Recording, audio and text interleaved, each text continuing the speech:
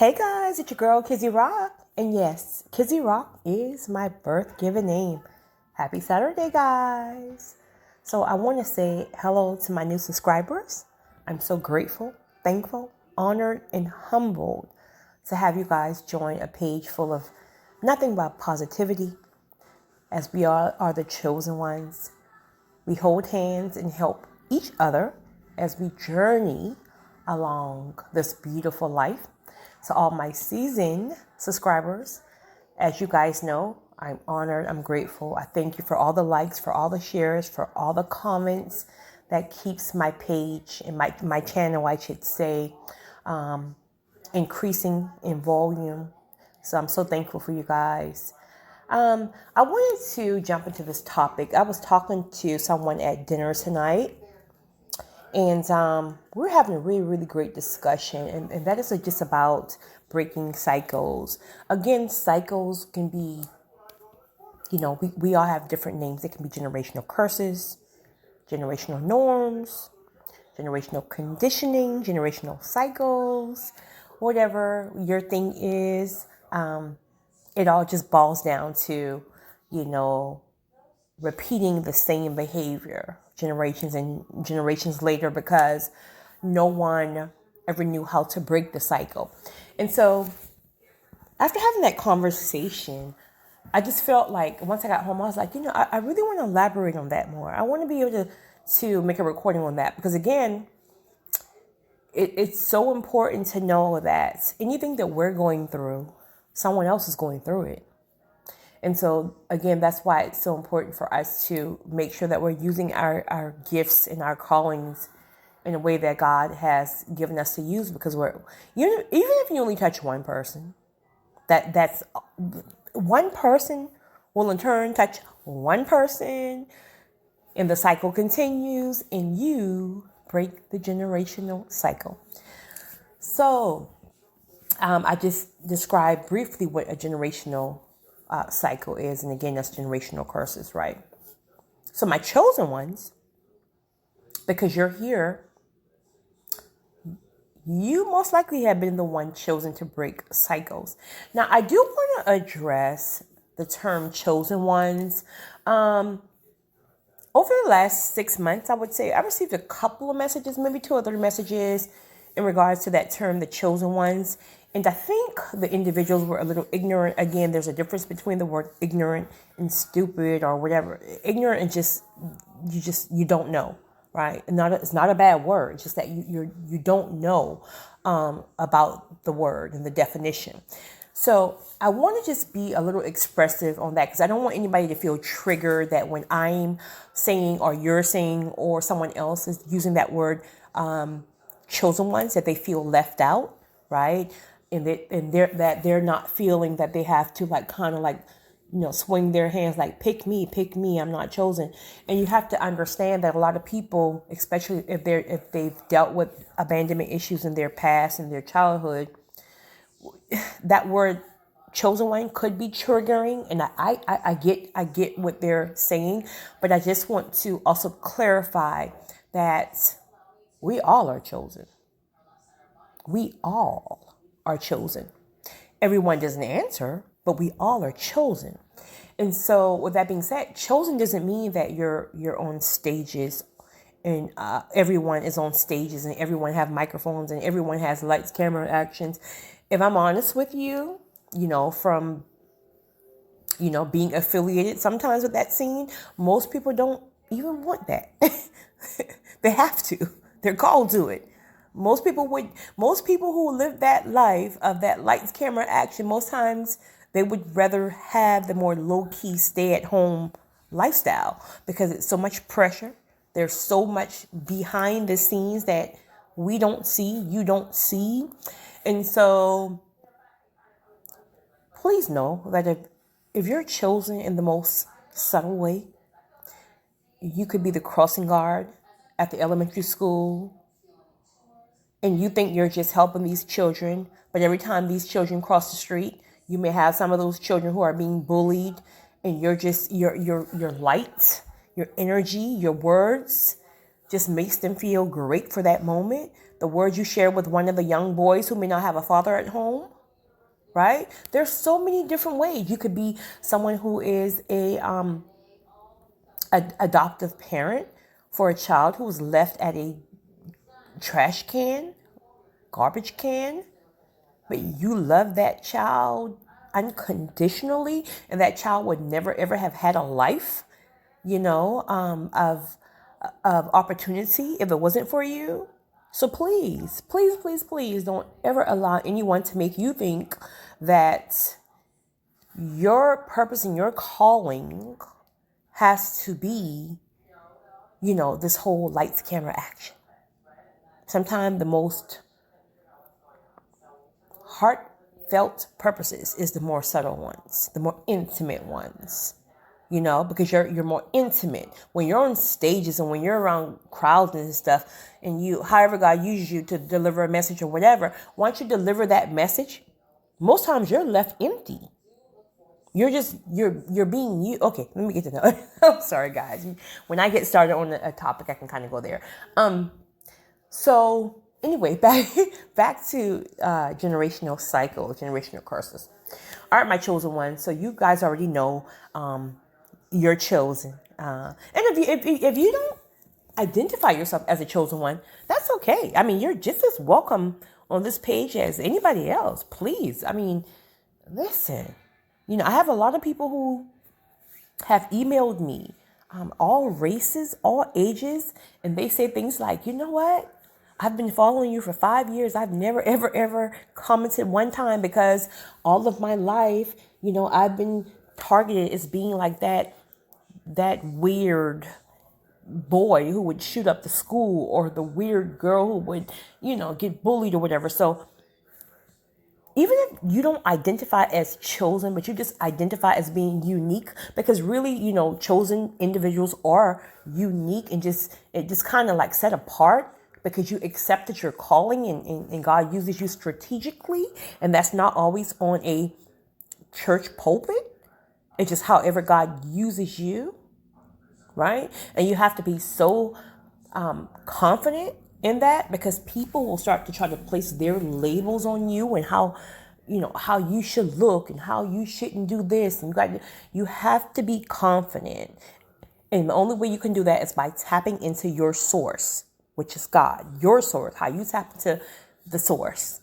People should be your confirmation. Always go to your source. So when God has been very clear to you and tell you what your purpose and your calling is and how he uses you. Some people go from dark to light overnight. Some people, it's a process. It could be a long process. You have to be okay with that. Please don't ever reject your purpose and your calling because you have people in your ears telling you, you can't do that, you can't say that, you can't look like that. Listen, half of those same people, trust me when I tell you, are the most toxic people. You go to their house, open their door, skeletons will run you over. Don't follow people up. Go to your source. And just be confident, your purpose and your calling, and know that you're chosen for a specific purpose, and be okay with that. If you need to be polished, that will come over time. God will send you people who you will feel so comfortable with. It wouldn't even be any tension. It would be natural. These people will be able to speak into your life, help polish you, because we all need to be polished. We all need mentors, all that stuff. We all need to be polished, all that stuff. And so on. Here's the thing, guys. My chosen ones, or my unique ones. There's so many different generational norms that we're called to break.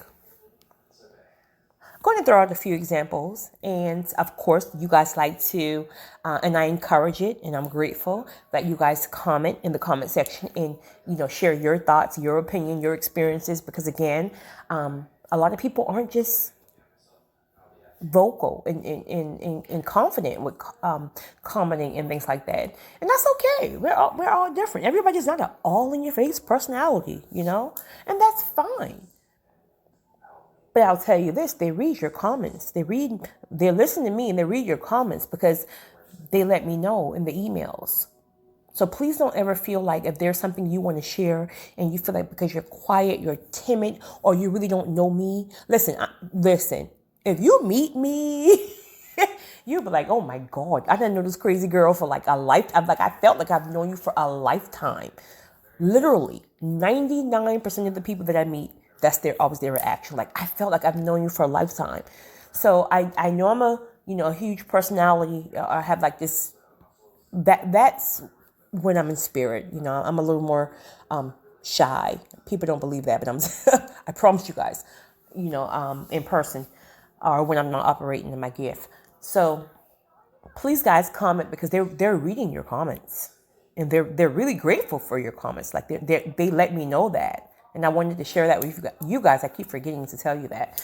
But anyway, there's so many different areas that we can be called to break generational norms. I'm going to just call it generational norms because I don't want to keep making all the slashes, curses, and okay, so here's a few things. Some of you men, I'm not triggering you. Trust me, I'm going to get to everybody, but I'm just throwing examples out. And please comment and throw any examples you know out.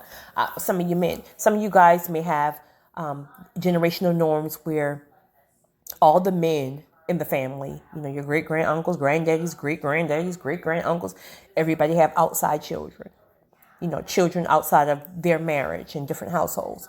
Or all you've known was all the men to cheat and whatever. And women cheat too, let me be clear, but I'm just saying, right? All the men have outside children.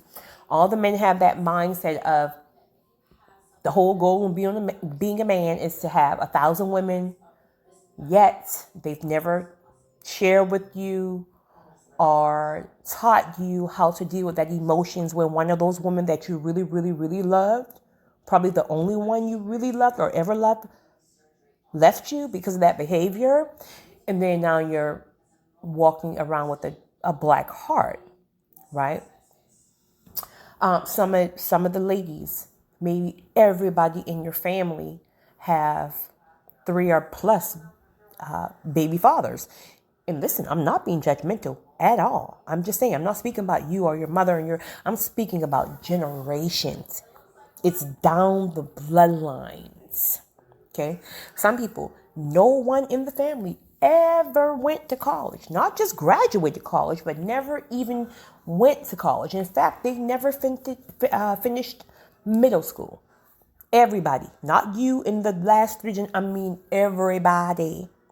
There's individuals, men and women, who have generations of family members who have a very, very uncontrollable anger issue. Most of the individuals in the family line, they're in jail because they, shot people, they spazzed out, and everybody's in the family in jail. And because, oh, yeah, my family, we don't play that. We all, right? Again, it's just not you and your brother and your uncle and your daddy. It's everybody. Everybody.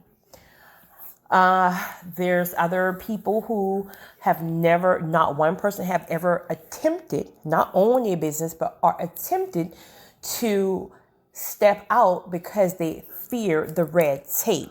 A lot of times we hear about it's easier. If I'm honest, sometimes it is. It's easier just to work for someone else because it's less red tape.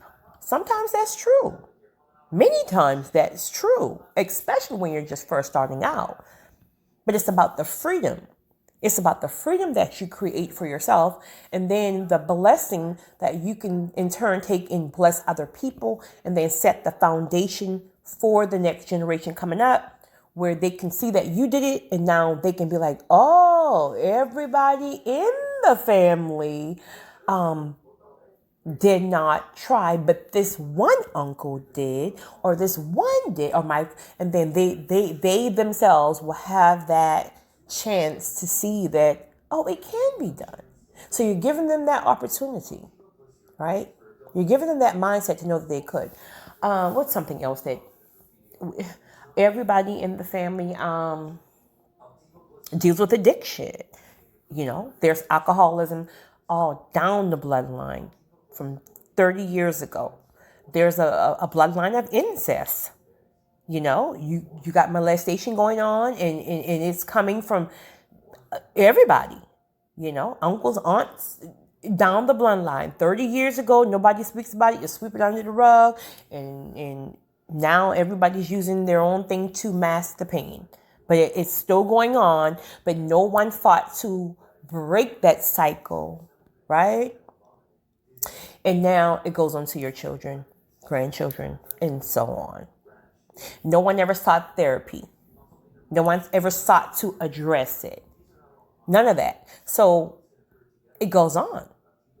Okay. You got other family members who are a bloodline of obesity. Everybody's, I won't say a number because I don't want to, everybody's 800 pounds and over. And guess what? Sometimes when that happens, it's because a lot of issues were swept under the rug and never addressed. So no, some of these people didn't turn to drugs or alcohol, but they turned to food. They turned to sweets for their comforts. Right? You got other, I don't know, guys. We can literally sit here and I can and talk for an hour about different things that can be generational norms and generational curses. There's so much. Now, don't get me wrong. On the flip side, you got generational wealth. You got generational this. You got generational that, right? But you can't get there. Can't get there until someone breaks that cycle. And most times it's the chosen person. And again, chosen. We all are chosen, but there are people who are specifically chosen to break a cycle. Now, breaking that cycle doesn't mean all the time that you go and make a ruckus in the family and you go and you do this and you chop everybody's heads off and you do this and you expose this person. Not all the time. Not all the time. Sometimes it just means that you put the work in to do things differently. So, say for example, we're now going to talk about the family who no one ever finished school or owned a business. But you're chosen, meaning, and guess what? You never raised your hand and said, hey, choose me, God. But God placed into your mind, your body, and your soul early on, like, you're just different. You're just different. And you never even knew why you were different. You just, I'm just different. And then throughout your life, you've been through hell. You have been, come here. Come here. I'm sorry, guys. I'm sure you guys can hear my dog all over my hardwood floors, and it's so annoying because she got to get her nails clipped. So you've always known you were different, and you've always dealt with rejection, and you guys know, my chosen ones, all the storms you've been through in life, always having to fight, not literally, some of you, but you've always had to all my life I had to fight. And that was God. Now we know that was God preparing us for this season, or for that season you've already conquered or that you're going to conquer. Right? Because if you're the first one doing it, guess who's pissed with you? Satan. So no one ever has made it past 8th grade. So you probably dropped out at 8th grade yourself, because remember, it was a generational cycle, generational norm. But now you know that you have to do everything in your power to graduate. So you have to go back, and at 67 years old, you got to go back and get this GED, because you have to break this cycle, because God has been clear that if you break it, the buck stops with you. So that's why it's so difficult for you to get the information, to understand the information. Not only because you're 67, and I'm exaggerating, guys, But not only because you're 67, but because Satan doesn't want you to get this information or understand it. So he's going to challenge you to their nail. So this is why it's so more difficult for you. This is why you may have to go back and graduate or attempt to graduate 5 times. But guess what? You never gave up, right? And see, because you have that grace over you, you got the grace at this point. Once grace covers you, you can do anything, right? It doesn't make it easier, but it makes it possible. So now you've graduated. You're 67. I don't know why 67 is in my head. Listen, all my 67-year-olds on this post, honey. You are sexy. Listen, 67 is still young. You better do it. You're sexy. You're young. Don't let society get up in your head about no age. Age is all a mindset. I know very, very successful men who will not touch a 21-year-old because they have too much to lose and they can't deal or don't have the energy for that mindset, and not to say that all 21-year-olds are immature. So, all right, back to 67. So you're 67 and now you're sitting up in this graduation class and everybody there is 18 to 26, I don't know. Rather than look around and feel like, I cannot believe I wasted all my life and I never got, you look around and you be proud. You celebrate your accomplishments. You celebrate knowing that you were the only one who done it. You celebrate knowing that your children and your grandchildren and your great-grandchildren will have an opportunity to see that one person in the family did it. So they did it, I can do it. You, my sister, my brother, you broke the curse. And sometimes you may not even live long enough to see, the actions of the ones coming behind you.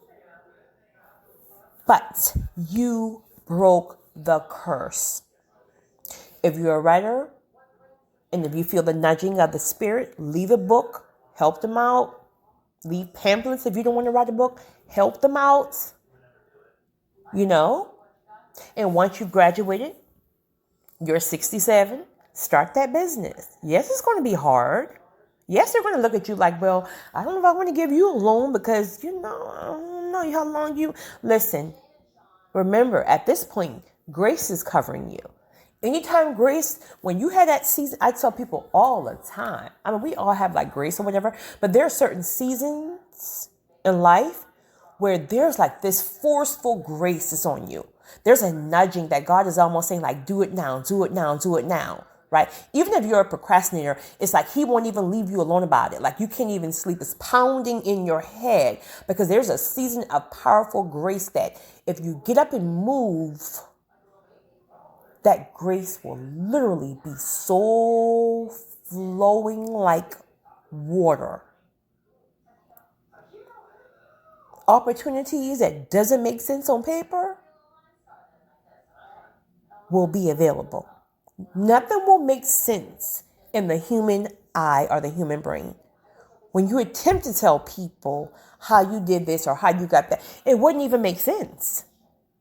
All you can say is it was grace. So please, guys, I've had some doors. Well, I wouldn't even, Kizzy, sit down. But when you have a season of grace on your life, please, I beg you to move because it's supernatural. It's supernatural and it's not going to stay on you forever. You got to move when you feel it. And God will open doors that no man can close. God will give you opportunities that no man can shut. The stuff you wouldn't even understand in the natural, you will understand in the spirit, but you got to move during that time. Even when it doesn't make sense or look like it's possible in the flesh, just move, take the step and watch how everything flow like water. So start that business because when you're sitting up in your 67 with your application trying to get this $200,000 loan to start this business, I'm just saying, and these people, the first few might turn you down and God says, no, go here. And you be like, no, the other 3 didn't turn me down. And God says, go here. I'm not going to tell you again. Go here. And your obedience allows you to go here. And that person who's at this particular building, in this particular office, at this particular loan company, knows God. And God doesn't shift this person's spirit to know that it is God telling this person to give you that chance, regardless of what it looks like in the flesh. Child, you been to walk out there with 500,000 times. Listen, I'm telling you, I'm telling you what I know, not what I heard, what I know. So, yeah. But again, there's 1,000 things. And just to give one to the guys right quick, since you won't think I'm like kind of just like on the ladies. But for the guys, I said that you can have a family line generation of men who have outside children and who have nobody's been faithful. Nobody. And guess what? You're the chosen one. And guess what? It's going to be the most difficult thing in your life. The task that's at hand. And guess what else is going to happen? Satan's going to throw every woman that does it for you, every woman that you're attracted to, because we know you guys are like, visual, your way, especially when you're trying it. Now, when you're out in the street and you're doing everything like your daddy and your uncle and your granduncle, right? Satan's not going to bother you. You can do whatever. Everything's flowing. But the minute you make your mind up to say, you know what? I'm just tired of seeing all this. I met someone and I'm going to try my best to do the right thing. The minute you make that confession or the minute you have that thought, every woman from your past, all of your exes, that one ex that you really, really wanted and you couldn't even get her back. Every woman that is your type and that does it for you, Satan is going to put her right in front of your face. Right in front of your face. Right in front of your face. But when you were out in the street, you couldn't meet. You only could meet the mud ducks, right? Well, respectfully. But now you want to do the right thing. You made the conscious decision. And now you're going to be tempted more than ever. I pause because one of you guys got that in your spirit, right? But you're chosen. And anything that God chooses you to do, sorry guys, anything that God chooses you to do, He will give you grace. So the only way, and not stress, all caps, the only way you will be able to break that curse is you're going to have to stay connected to the Spirit, which in turn will tell you what you need to do. Let it be fasting, let it be whatever. It can be a number of things on what you have to do. Stay your behind in the house. Leave that job if you're working at a job where there's a lot of this. Only the Spirit will tell you what you have to do. But the point of the matter is, it's going to be probably the most difficult thing you've ever done in your life. But you're chosen. Out of everybody in the family, you got the download to say, hey, I need to do right. Think about it. No one else ever got it, or even if they got it, they ignored it. You got it and made a determination that, you know what? I want to be different. I want to do different. I want to do the right thing. I don't want to hurt my girl no more, my wife no more. If you stay connected to that Spirit, as difficult as it will be, and you allow God to guide you, you can do it. You can do it. But most importantly, sacrificing and killing your flesh and losing a lot, because you will be pruned. Oh, you will be pruned. Old friends got to go. Old hangout spots got to go. You will be pruned. And there ain't no question about that. Before God, before any of us can break any cycles, we will be pruned. We have to be, because our cycles are about we're leaving the same curses, the same norms. So God have to prune you of that. And once he prune you of that, then he fills you with grace. He fills you with new people, new friends, new this, new that, new, because all that stuff will help you. Still will be hard as hell. Let's keep it real. Let's keep it real. Still will be hard as hell, right? Hell is not a curse word, I don't think. I don't know. But think about the fact that when you tuck your son in at night, that he will have a chance because you broke the cycle. That now when he becomes a man, he can say, wow, I saw my father faithful in the house with my mom. And even if he didn't always see that, the fact that, towards, his, he saw it. So now you're giving him a choice. Where he didn't have a choice before. All he knew was to do it the way your great grand uncles and their little piss up selves sitting at the bonfire and can.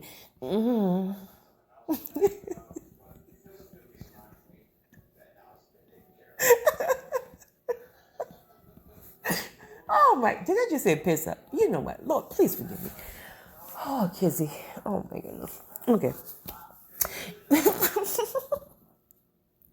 So you gave him a choice. You give your sons a choice. And then also you allow your daughters to see that all men are not bad. So you see how one decision can be beneficial to break curses, to establish foundations, all that stuff. So if you got daughters in that house, and if you didn't break that curse or attempt to break that cycle, right? And you may fail. Don't beat yourself up. Please don't beat yourself up. You may try. There's a good chance you will fail, right? Not always, but if you fail, what do?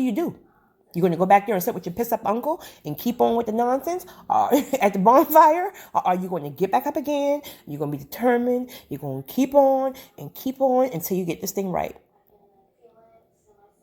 Not for you, because it's not about you. You done sow your oats, right? You done, it ain't about you at this point. But for your children, for your nieces, for your nephews, for your great-grandchildren, when you done going on, they can say, oh, well, such and such, he didn't have children on the same street. He didn't beat his wife. He didn't. I want to be like him. Now, you're going to have some who want to be like your piss up uncle, right? But the point is,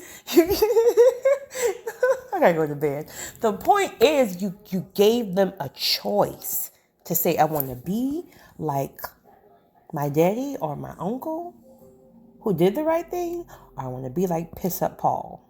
I'm going, guys.